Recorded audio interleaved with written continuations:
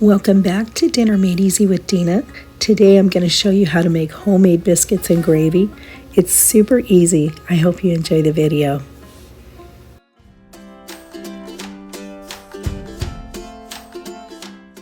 This recipe is one that's been requested over and over and over again.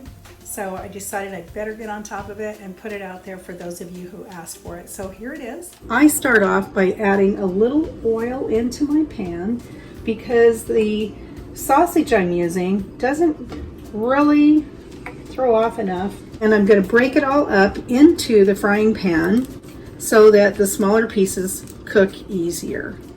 Now we want to make sure that we start this off on about a medium high on your burner because we don't want it to burn, but we do want it to cook.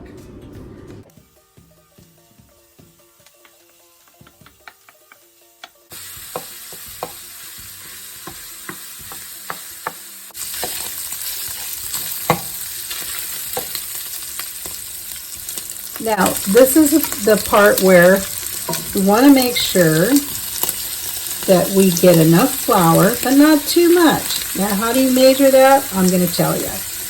This is not an exact science.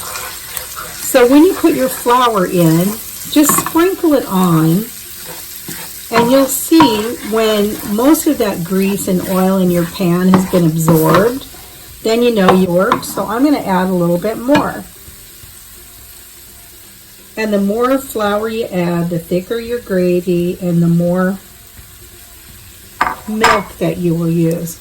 But once again, it's about making sure that that flour gets cooked in.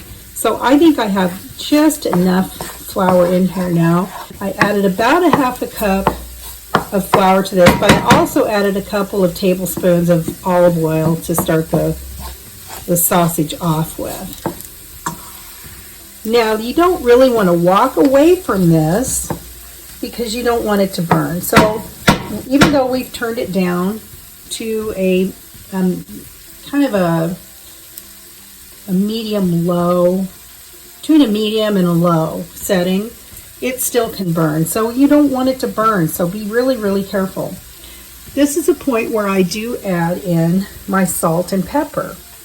I like to have the seasonings cook into the flour and the sausage, and you can adjust it more. We like lots of pepper, so we got a lot of pepper in there. You can adjust this and you can add more once you get your gravy completed. So if you're worried about adding too much, you can just add a little bit, and then once your gravy is just about finished, make sure that you taste it. You always need to taste your food so that it tastes, you know, the way you want it to taste.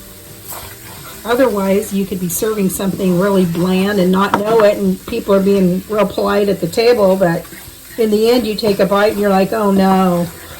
So please make sure that you're tasting your food. Super important. I had a friend of mine one time make biscuits. We were over at their house and we spent the night, so we decided we're going to have biscuits and gravy. So my friend said, I'll make the biscuits if you'll make the gravy. And I said, great, sounds good. So she made the biscuits and they were absolutely beautiful. And I made the gravy and we put them on the table. And everybody took a biscuit and put their gravy on there. And I heard a couple of groans and I thought, oh my gosh, what happened?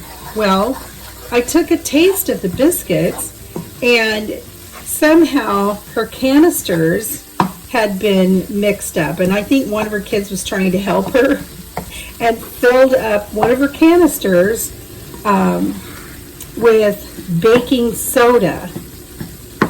And in doing that, she thought she was getting the flour. Well, as you can imagine, those biscuits didn't turn out very well. And so she was embarrassed. But luckily it was just us and we all knew what happened. But there again is a story about, you know, make sure you're tasting what you're making before you serve it. Because if it's a case like that, my goodness, you can take the moment and say, oh gosh, let me start those biscuits again, and then you can start over and make sure that you're getting them the way you want them. But it's really, really important to know the taste before you serve it to someone.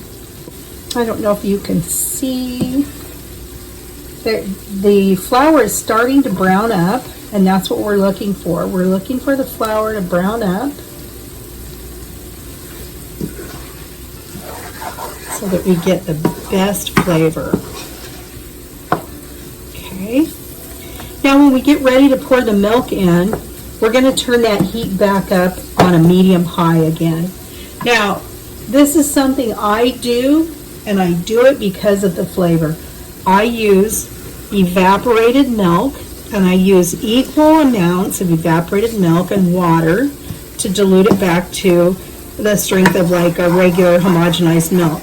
And the reason, a couple reasons I do it, is because of the flavor, and that's what I grew up with. And it doesn't tend to curdle when it's getting heated up.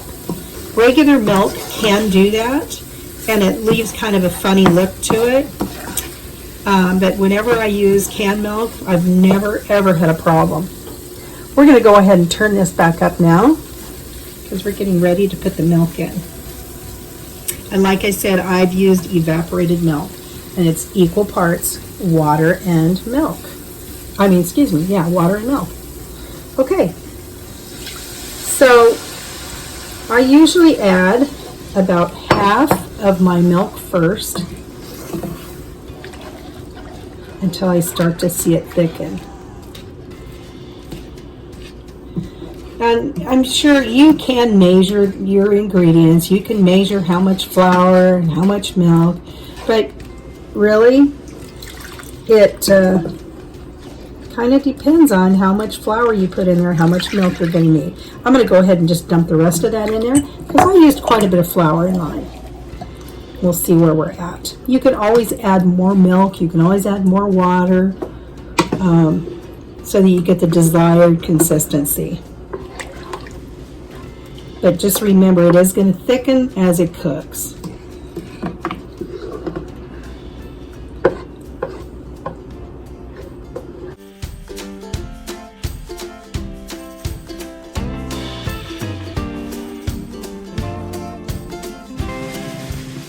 Once you start to get a little bit of a boil going on, go ahead and turn that back down to a medium heat, medium to medium low, because you don't want to scorch your gravy. And you do want to let this cook. So I'd say once you get to that boiling point, or just below boiling point, you're going to cook it for a couple more minutes. And then once again, like I said, make sure you taste that gravy. You want to make sure that you're getting it seasoned correctly and that it tastes really good. Don't serve it if you haven't tasted it. See how that's thickening up now? And we haven't even gotten it to the boiling yet, but it is thickening up nicely. I think I'm going to add just a little more liquid to that here. Just a moment. We get some more. Yeah, I can just a little, not a lot. I only need a little bit because we like the gravy a little thicker. Now you can, your leftover gravy, you can certainly store this.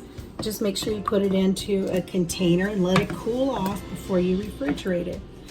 When you go to reheat this, you can reheat it in the microwave, or you can heat it on the stove, whichever you prefer. Just make sure that if you're going to put it in the microwave, make sure that you stir it about every 20-30 seconds. And you might need to add a little bit of milk to it, maybe. So keep your eye on that. There we go. I think that's about right. This is a great breakfast for when you have company over in the winter time. It's kind of a stick to your ribs type of thing. Not something we eat all the time, but once in a while, we like to have that. This is great on hash browns, by the way, too. Good for mashed potatoes and gravy. I'm going to get a spoon now and give that a taste and see how that is.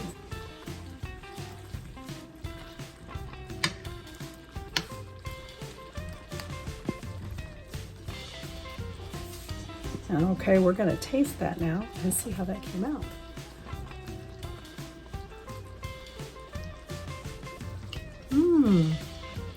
I think I got the seasoning just right. All right, so I'm going to go ahead and turn this off. It tastes really good, and it's exactly where we want it to be. So I made some basic biscuits, and these are just baking powder biscuits, or you could get the biscuits from the freezer department if you'd like, to make it even easier on yourself. Hey, it's okay to keep it simple. Just make it the way you like. The gravy right over the top of that biscuit.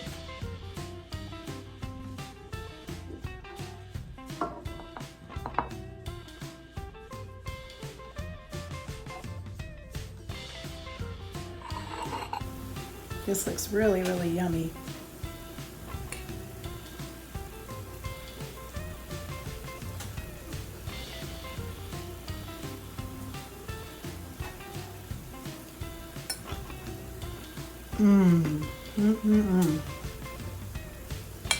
Really, really good.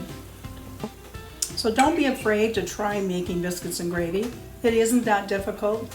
It's much easier than you think. You guys have a great day. If you enjoyed the video, please give me a thumbs up. Hit that subscribe button. I really appreciate it. I appreciate all your feedback. So you guys stay tuned. Have a great day. Bye now.